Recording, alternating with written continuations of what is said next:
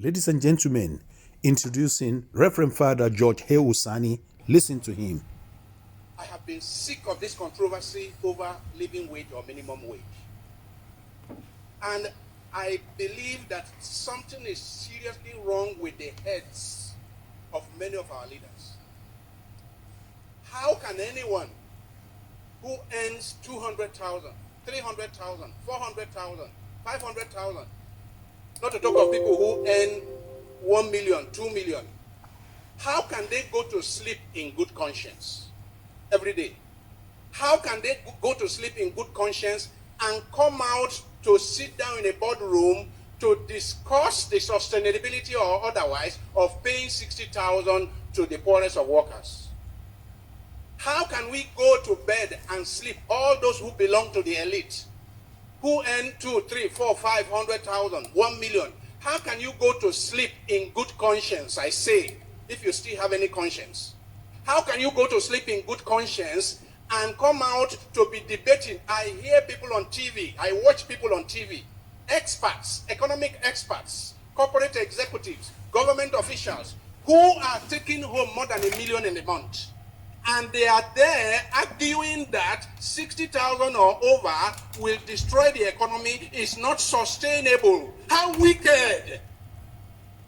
You give 60,000 to a poor worker, a poor worker who may have a family of 2 or 3 or 4, for his feeding, for his accommodation, for his house rent, for his medical care, for his children's school fees. How wicked! How blind! How can we do that? And we think that God will bless our country.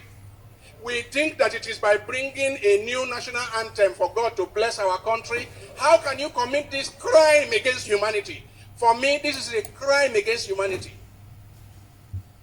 Because the poor people who cannot afford to buy gari, I'm not saying they will buy that they are to buy sardine.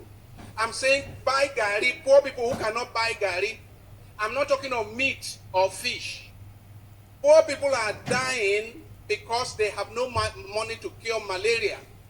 How can you go to sleep in good conscience? Those of us who belong to the elites, how can we go to sleep with good conscience? And we are debating and we are discussing and we vote 500 million naira to meet and debate about paying. Listen very well to Friends, Father Ehusani. I see this as a new form of apartheid. It's actually not different from what Father Mbaka has said in the entire world. In his own submission over this issue of minimum wage or not. A society where we have conspicuously rich people who are living in conspicuous consumption and others who are in deplorable, dehumanizing poverty. If you have somebody in this country that takes home 1 million naira, I mean 1 million, I'm not talking of 30 million naira, 1 million naira in the month, and he can open his mouth to be part of a discussion about the poor getting 60,000 naira. I say anyone who earns up to 1 million naira in the month should keep his or her mouth shut when he hears them debating about taking 60,000 for the poor. More than 60 years after independence, we are running an apartheid society. This time it's not racial apartheid, it's economic apartheid. We are running an apartheid society of people of conspicuous consumption, flying in private jets around at government expense, people who are riding 4, 5, 6, 7 SUVs with pilot vehicles, chasing the poor out of the road, and poor people, you are debating, you are discussing, you are over 60,000 for the poor. You insult the poor by saying 30,000, and later you say 48,000, and now you say 60,000, and you pay more than 60,000, you come out with 62,000. You insult poor Nigerians.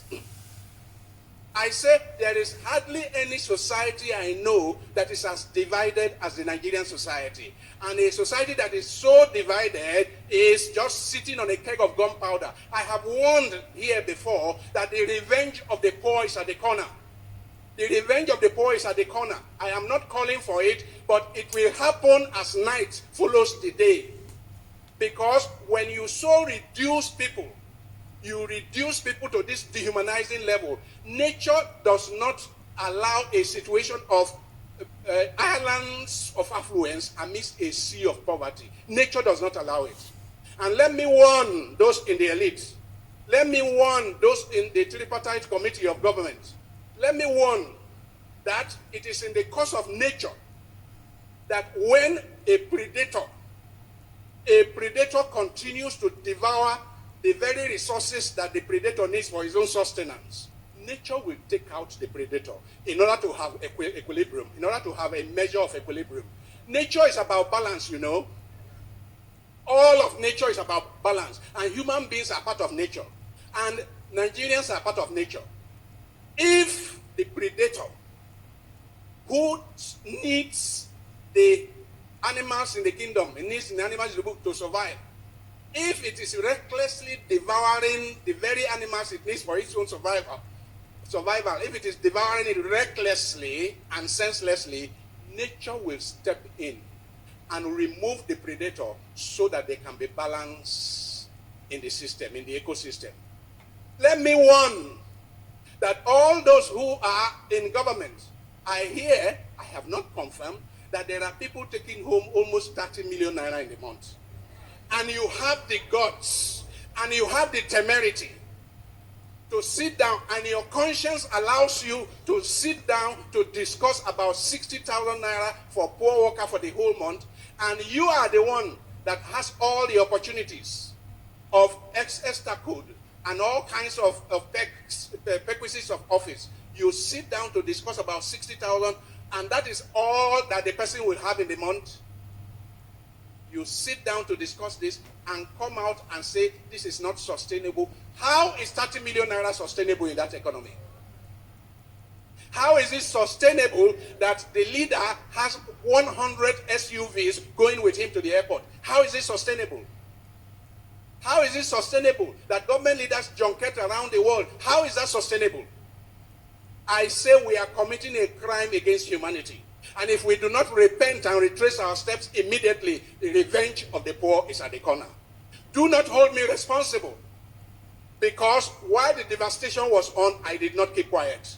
Do not hold me responsible, because while the madness was on, I did not sit on the fence. I kept on shouting that the revenge of the poor is at the corner unless we change our course. And if we do not change our course, we will end up where we are headed. And where we are headed is devastation, is destruction, is violent revolution. Let the poor breathe. Don't suffocate them. We have that responsibility. Thank you for listening. Don't forget to subscribe and like the video. See you soon.